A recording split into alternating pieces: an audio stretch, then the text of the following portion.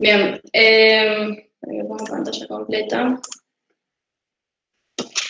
Bueno, las infecciones del tracto urinario se consideran como una de las infecciones bacterianas más prevalentes. Se presentan en todos los grupos etarios, afectando cada año a aproximadamente 150 millones de personas alrededor del mundo.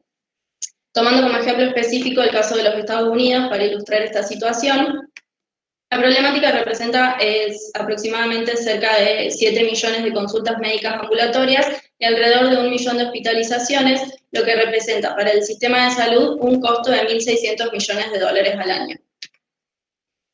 A pesar de que resulta compleja la estimación de datos estadísticos precisos de acuerdo al desarrollo de la problemática, en líneas generales se considera que el segmento al que se apunta experimenta una tendencia ascendente dada principalmente por dos factores. Por un lado, el aumento de la expectativa de vida que conlleva el incremento de la población de adultos mayores y por otro lado, la creciente resistencia a los antibióticos que desarrollan las bacterias. En este proyecto se propone la utilización de terapia fotodinámica en vejiga para disminuir la carga bacteriana en pocos minutos y prescindir así del uso de antibióticos.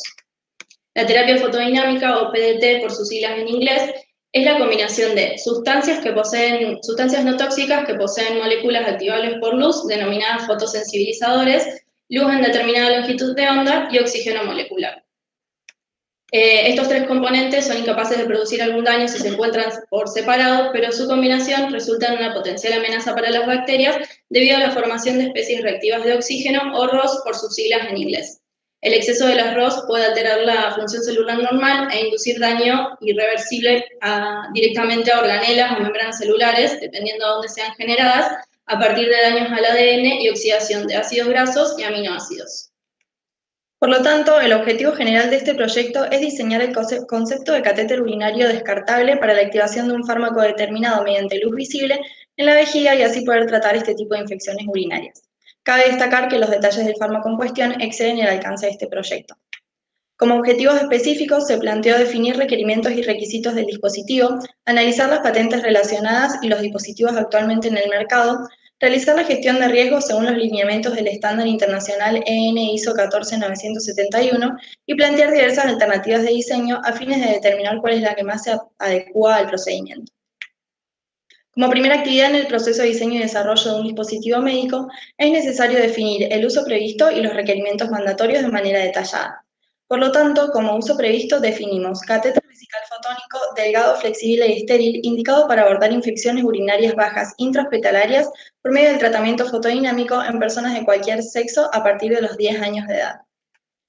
Para satisfacer las características mencionadas, como requerimientos mandatorios, el dispositivo en desarrollo debe ser morfológicamente tubular, sin esquinas o rebordes que puedan dañar los tejidos del paciente, contando con un extremo proximal, refiriéndose así a la parte del dispositivo que quedará por fuera del cuerpo del paciente, y un extremo distal que hace referencia a la parte que quedará dentro de la vejiga. Debe tener un tamaño adecuado para ser utilizado en uretra masculina y femenina, en niños y adultos, pudiendo recorrer la totalidad de la misma hasta llegar a la vejiga. Debe estar compuesto por un material sólido con cierta flexibilidad que permita mínimos movimientos de la sonda hasta llegar a la vejiga y biocompatible para evitar causar reacciones adversas en el paciente.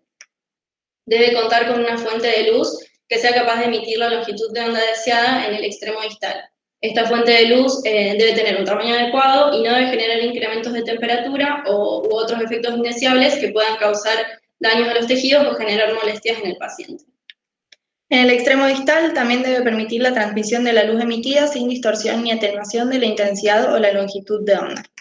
En el extremo proximal contará con un sistema de comando electrónico mediante el cual se alimentará mediante baterías la fuente de luz interna y a su vez funcionará como interfaz de usuario. Debe ser capaz de transmitir la energía desde las baterías hasta la fuente de luz a través de algún elemento conductivo flexible y delgado que se encuentre aislado eléctricamente del exterior y de los fluidos. A su vez, debe contener espacios longitudinales que comuniquen ambos extremos del dispositivo y los denominaremos lúmenes. La cantidad de lúmenes necesarios debe ser la suficiente para llevar a cabo las actividades requeridas durante el procedimiento, que son drenar la orina, instilar la sustancia y transmitir la energía eléctrica. Por otro lado, el dispositivo en desarrollo debe permitir el flujo de orina en un sentido distal proximal y el flujo de la sustancia de destilación en un sentido opuesto. Debe contar en el extremo distal con orificios en cantidad y tamaños adecuados para permitir la salida de orina desde la vejiga y la entrada de la sustancia de instilación hacia ella. Debe contar en el extremo proximal con un embudo colector que sea con dimensiones adecuadas para poder conectar una bolsa de diuresis y una jeringa con la que se instilará la sustancia. Por último, el dispositivo debe presentarse ya esterilizado, listo para su utilización, en un empaque adecuado a las características morfológicas del dispositivo y al método de esterilización empleado. Además, deberá ser de un solo uso para evitar procesos de reesterilización. Para clasificarlo según su nivel de riesgo, teniendo en cuenta que se apunta al mercado global, se toma como normativa la considerada de mayor exigencia. Por lo tanto, esta corresponde a la regulación de dispositivos médicos de la Unión Europea o EUMDR por sus siglas en inglés. Según este reglamento, se trata de un producto sanitario activo, invasivo y de un solo uso que clasifica como clase 2A y según la Administración Nacional de Medicamentos, Alimentos y Tecnología Médica, clasifica como clase 2. Se realizó, con el objetivo de conocer el estado del arte actual, se realizó un análisis de patentes utilizando como motores de búsqueda las páginas Google Patents, Lens y la página de oficinas de patentes de Estados Unidos. Se analizaron 60 patentes relacionadas al dispositivo sin restricción en jurisdicciones y con diferentes estados legales. De estas, un 35% se identificó que podría representar un problema legal y solo un 10% estaría en condiciones de presentar un riesgo alto para el desarrollo y comercialización de este producto. Estos riesgos deben ser tenidos en cuenta al momento de plantear un diseño para evitar infringir protecciones de propiedad intelectual. Otra etapa relevante en el proceso de diseño y desarrollo de dispositivos es la realización de gestión de riesgos. Esta corresponde a un enfoque estructural para manejar la incertidumbre relativa a una amenaza.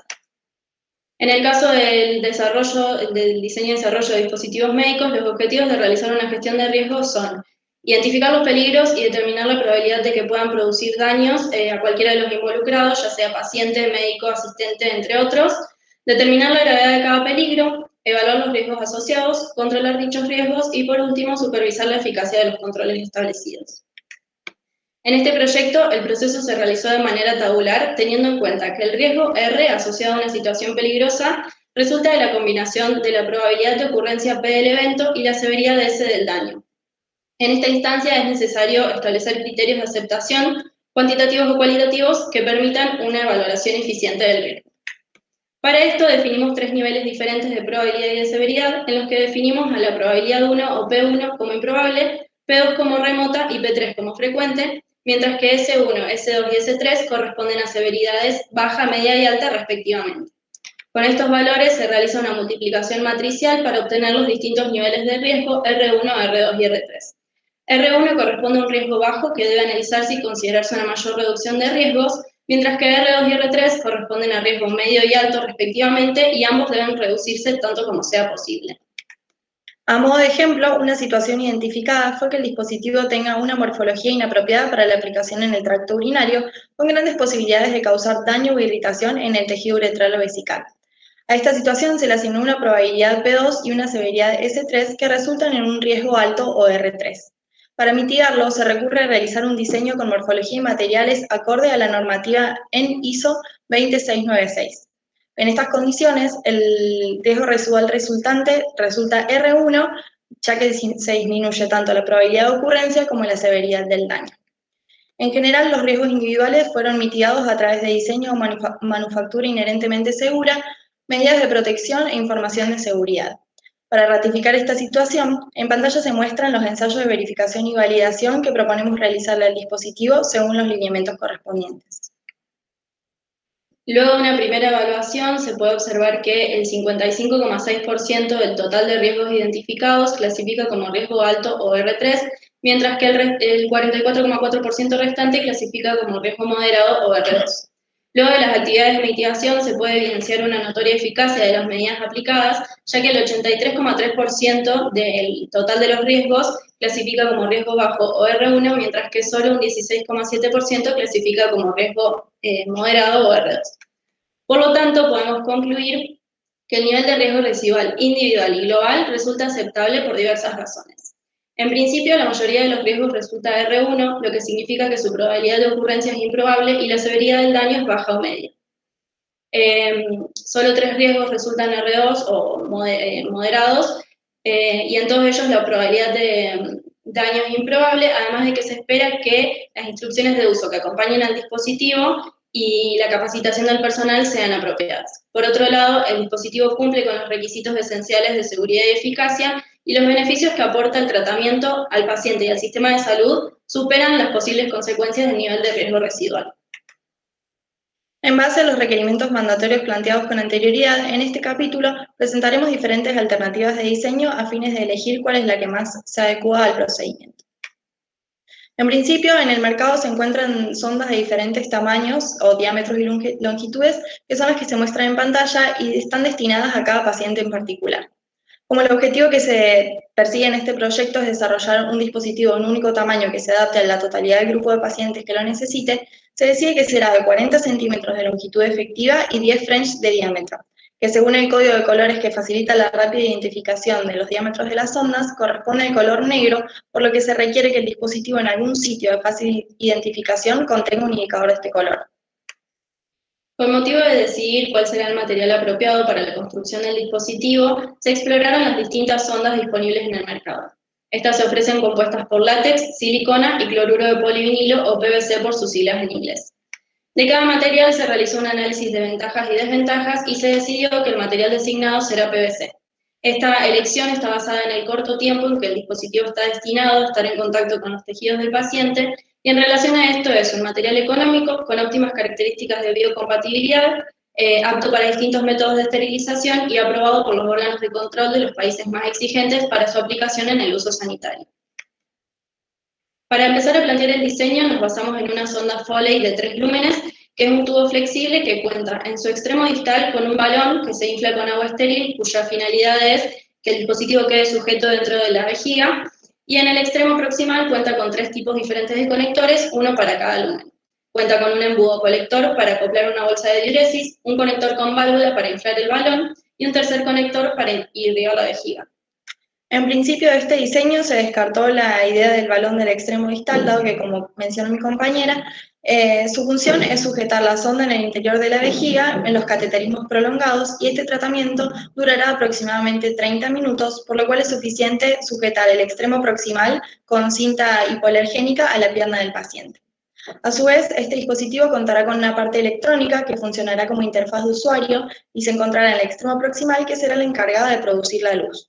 Dicha luz será llevada hasta el extremo distal a través de fibra óptica, por lo tanto, como alternativa 1, proponemos un diseño que consta de 3 lúmenes, uno para drenar la vejiga, otro para instilar la sustancia y el tercero para la fibra óptica. Cabe aclarar que los bocetos que se adjuntan a cada alternativa son a modo ilustrativo y no se encuentran realizados en la escala correspondiente. La desventaja de esta alternativa se basa en el elevado costo que implica la utilización de fibra óptica. Por esta razón, las siguientes alternativas se plantearán evitando el uso de este componente, y entonces se decide utilizar un diodo emisor de luz, o LED por sus siglas en inglés, en el extremo distal. El circuito final contará con una batería de 6 voltios, un interruptor que permita comenzar y finalizar la emisión de luz, una resistencia que limite el paso de corriente, un primer LED, al que llamaremos indicador, cuya finalidad es señalizar el momento en que el segundo LED, denominado funcional, está emitiendo luz. Por esta razón, el circuito fue planteado en serie.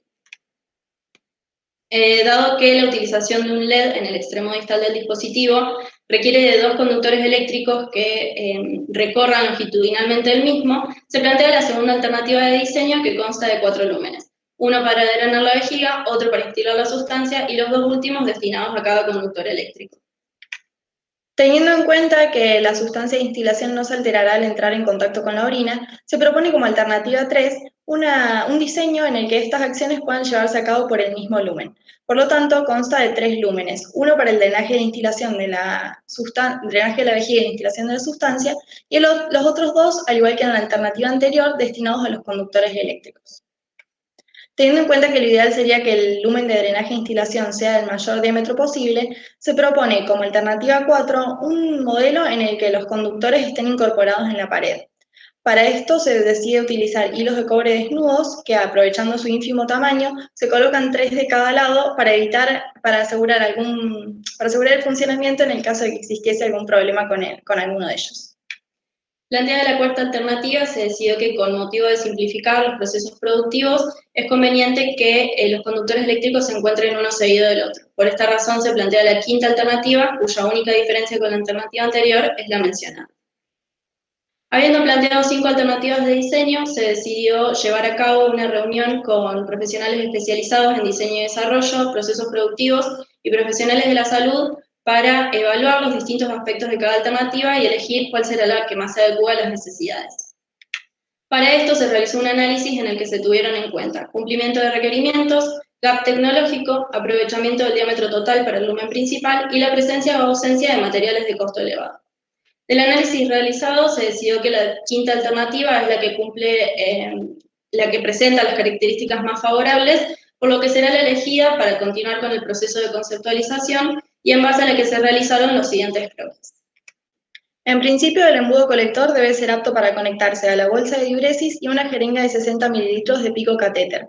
Por lo tanto, sus dimensiones serán las que se muestran en el dibujo. Centímetros antes del embudo colector se encuentra una bifurcación en forma de Y en la que se separan el camino de los conductores eléctricos del camino de los fluidos. 15 centímetros después de esta bifurcación, sobre la rama que contiene los conductores eléctricos, se encuentra el circuito electrónico en el interior de una carcasa construida en su totalidad por ABS. En la esquina inferior izquierda podemos apreciar el interruptor de encendido apagado e inmediatamente sobre él el LED indicador. Sobre la derecha del dispositivo se encuentra el plástico protector de seguridad, cuya finalidad es evitar que se descarguen las baterías en el caso de que existiese algún accionamiento indeseado del dispositivo. Lo que hace este plástico es interrumpir uno de los contactos de las baterías, dejando el circuito abierto hasta el momento en el que se lo retire. En el extremo distal del dispositivo se encuentra un LED de alto brillo de color verde, cubierto en su totalidad por el material constructivo y con sus conexiones eléctricas dispuestas de tal forma que quedan inmersas en la subsecuente pared del lumen principal. Milímetros más abajo se encuentran 2 orificios de drenaje que comunican con el lumen principal de forma ovalada y ubicados uno debajo del otro y en lados opuestos, es decir, separados 180 grados.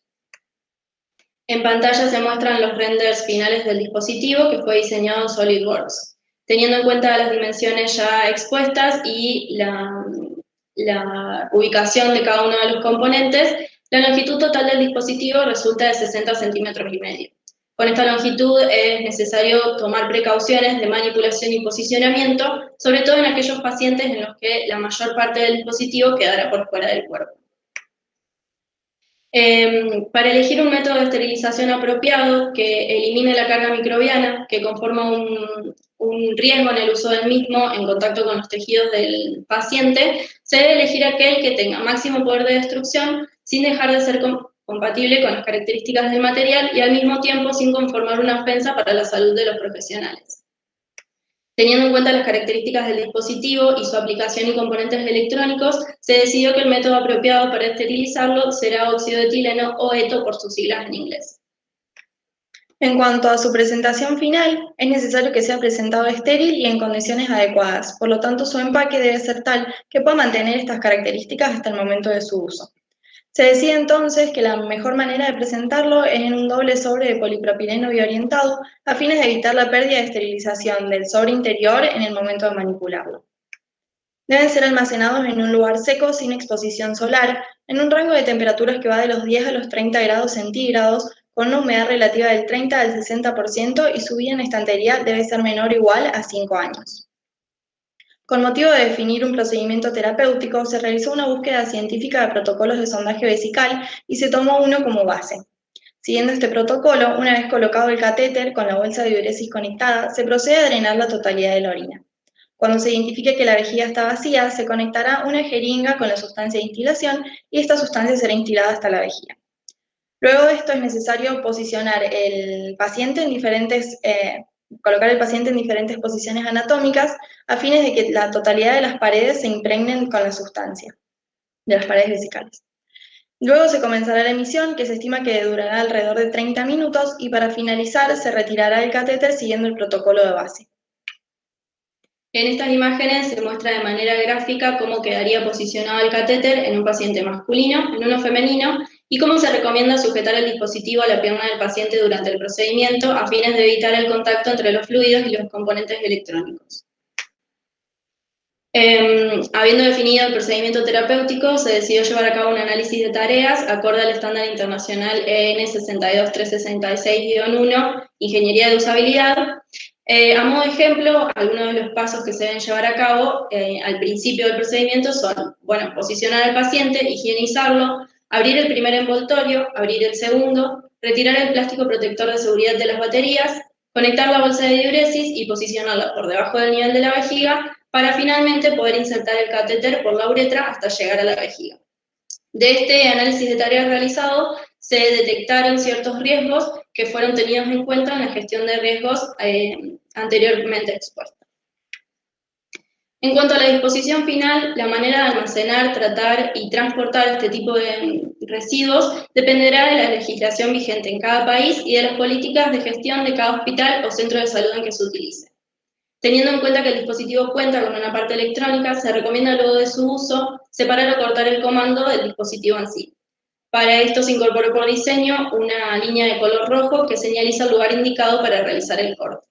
De esta forma se tratará por un lado al comando electrónico como residuo electrónico y por otro lado el resto del dispositivo en sí como residuo patógeno del tipo B por haber estado en contacto estrecho con el cuerpo del paciente y sus fluidos, que en el caso de la provincia de Córdoba deberá ser desechado en las bolsas rojas destinadas a tal fin. A modo de cierre, podemos concluir que la totalidad de los objetivos específicos fueron cumplidos, ya que se plantearon los requerimientos que definen la totalidad de las características del dispositivo y se analizaron las normativas pertinentes. Se realizó un análisis de 60 patentes a fines de evitar infringir protecciones de propiedad intelectual y se analizaron y mitigaron 20 riesgos, obteniendo un nivel de riesgo residual superior a los, o sea, en base a los, perdón, se mitigaron y se analizaron 60 riesgos, 20 riesgos, obteniendo un nivel de riesgo residual beneficioso en relación a las ventajas que presenta este dispositivo.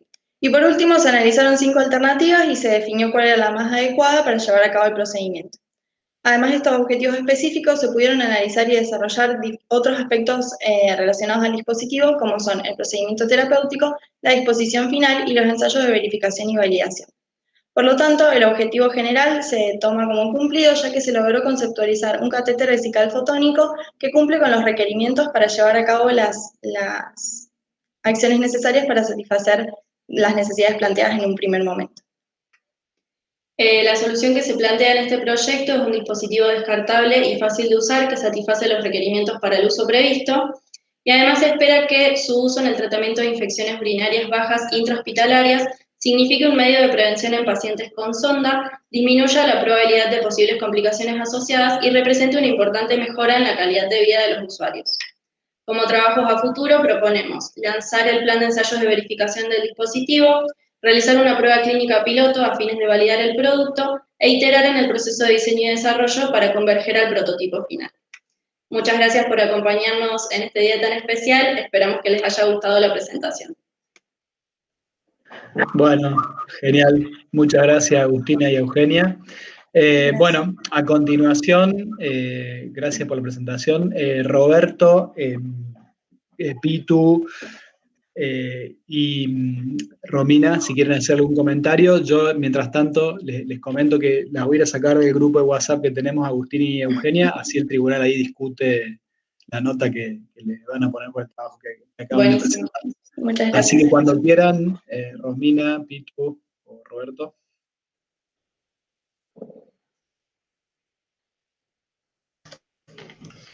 Bueno, buenas tardes. Buenas tardes. El doctor Roberto Manfred. Bueno, felicitaciones a Agustina, Eugenia por la presentación.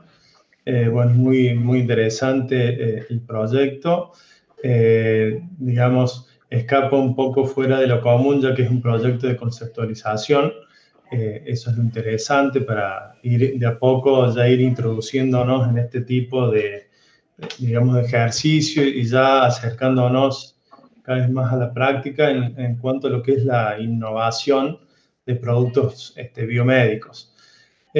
Como es un diseño de justamente conceptualización por ahí, desde el punto de vista práctico, como se analizó anteriormente, digamos, en reuniones previas y demás con asesores. Por supuesto que hay datos que a veces por ahí son muy útiles en cuanto, por ejemplo, en este caso, a la composición de producto, del producto, digamos, que se va a utilizar, que sabemos que no lo tenemos presente por el hecho de que, bueno, escapa a los alcances de este proyecto integrador.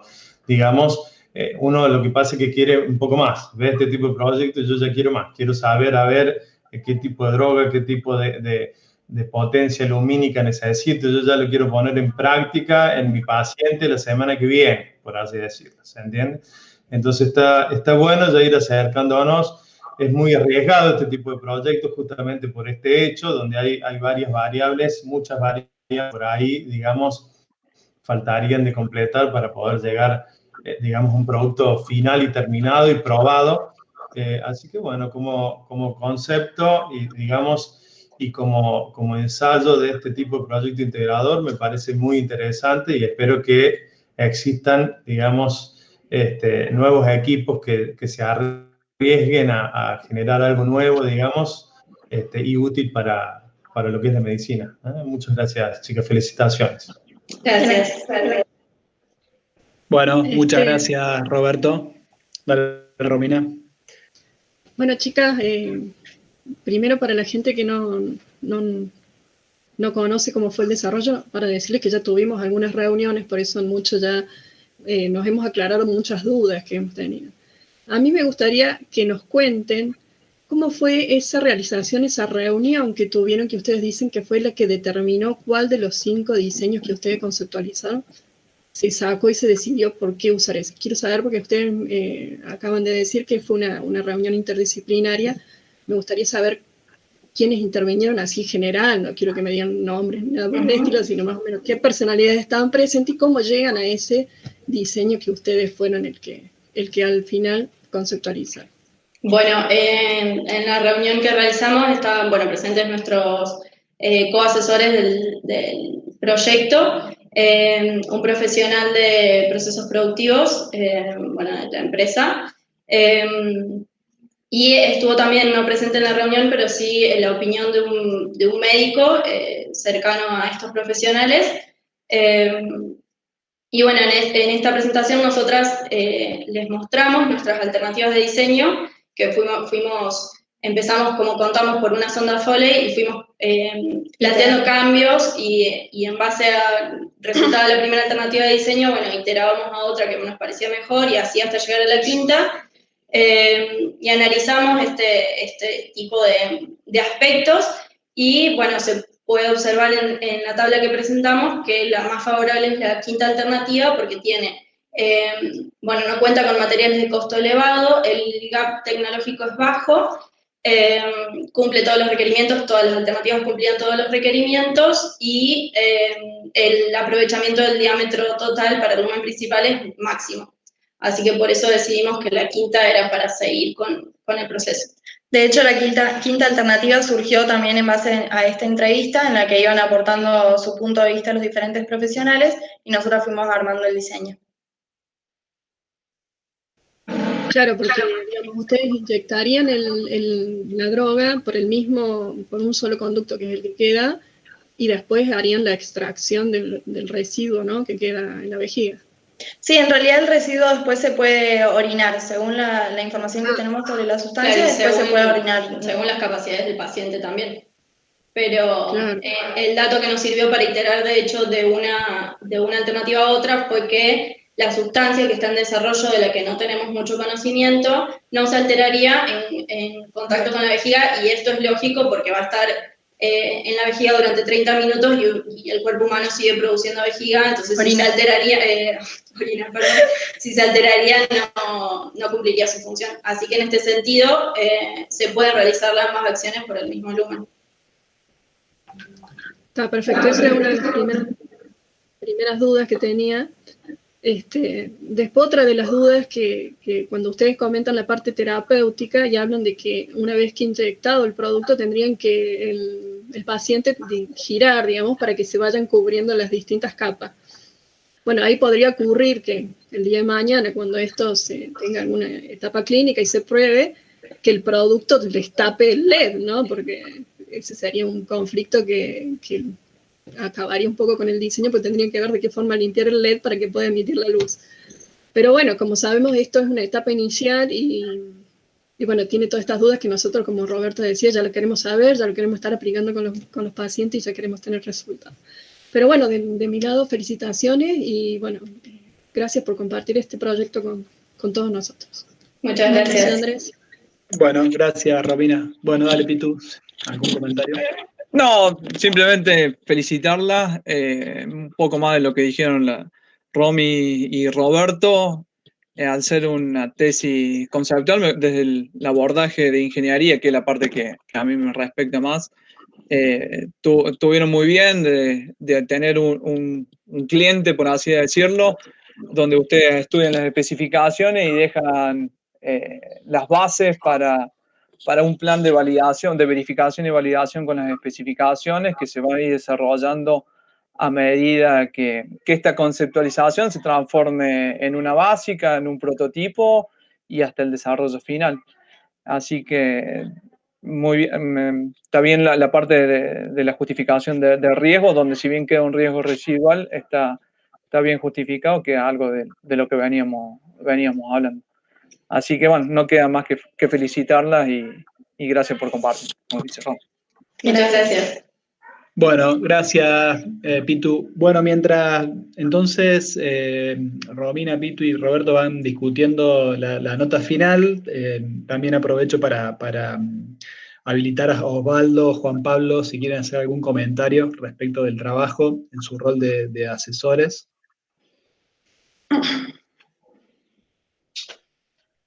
Bueno, por mi parte, felicitarlas.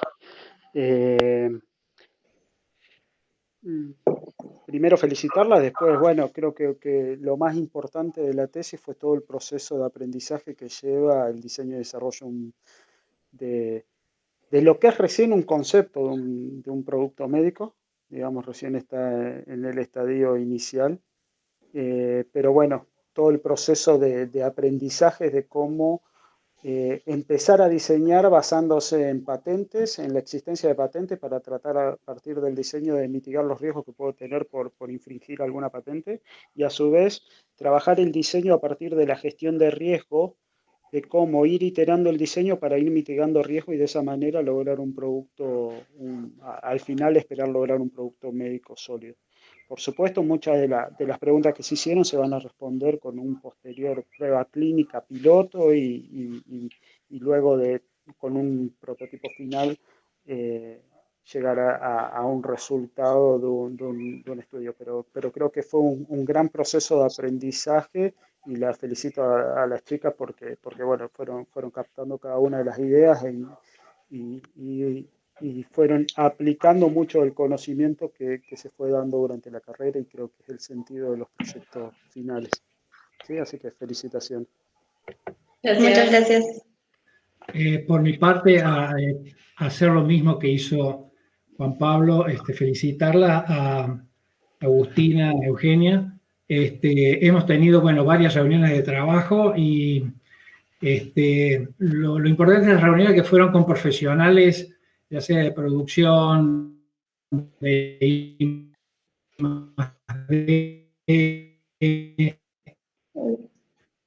en donde hubo mucho intercambio de know-how, de patentes que hicieron ustedes, me agradó mucho, fue muy profesional y realmente está bueno como antecedente para tener cuidado con alguna de esas 10 que ustedes detectaron como de high risk, y las otras no hay ningún tipo de riesgo. Bueno, la alternativa esta de diseño conceptual han presentado un modelo muy interesante de algo descartable,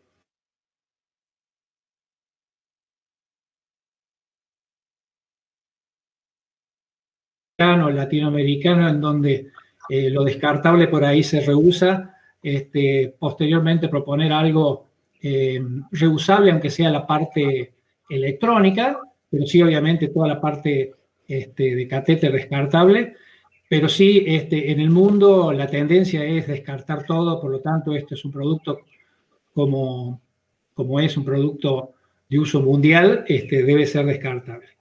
Nada más que eso, felicitaciones a Agustina y Eugenia por el trabajo. Muchas gracias. Bueno, gracias Osvaldo, gracias Juan Pablo.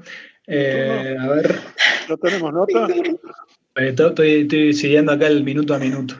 Estamos en eso, por favor, sigan charlando. No lo quiero relatar, claro, para no meter pero yo sí puedo anticipar algo, Sí, yo tengo más certeza. Hola. ¿Y dónde está mi mensaje comercial? ¿Es parte del protocolo? Bueno, claro. A esta altura del partido es lo que están discutiendo la nota, pero yo ya les puedo dar los números, así que si lo quieren jugar al Kini, les toca los números 283 y 284. Bueno, muchísimas gracias. Y el Nico se escondió, pero él fue el número 139, el 16 de diciembre de 2016. Toda la info. Bueno. Qué suspenso, qué emoción.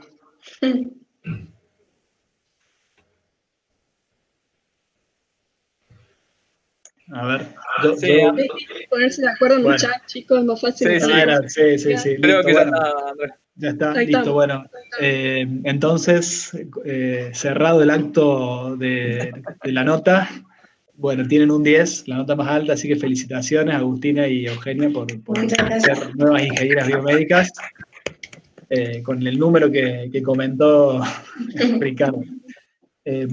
Así que bueno, no sé si alguien quiere hacer algún comentario más. Por mi parte, yo no conozco el detalle del proyecto, pero me parece que justo como cerraba recién Juan Pablo, me parece súper interesante que hayan podido tener una experiencia de innovación real, porque justamente en el marco de una empresa pasan esas cosas que bueno, seguramente que como futura profesional lo van a poder capitalizar. Che, Andrés, antes que te escapes, vos que sos maestro de ceremonia, tenés que hacer una captura de pantalla. Fantástico. Dale, Pito, así lo pasás al departamento y felicitamos. Tenemos toda la hinchada ahí haciendo cola para felicitar. Dale, fantástico. Ahí está la captura. Lo que quería era, para cerrar, agradecerle a las chicas y felicitar a la familia y redondear qué lindo que es el trabajo interdisciplinario y que los ingenieros biomédicos, los médicos, el equipo de salud, la parte productiva, que todos interactuemos y así se logra un mejor producto. Así que felicitaciones a ustedes y felicitaciones a toda la familia que lo deben estar esperando. Muchas gracias. Claro, a festejar ahora.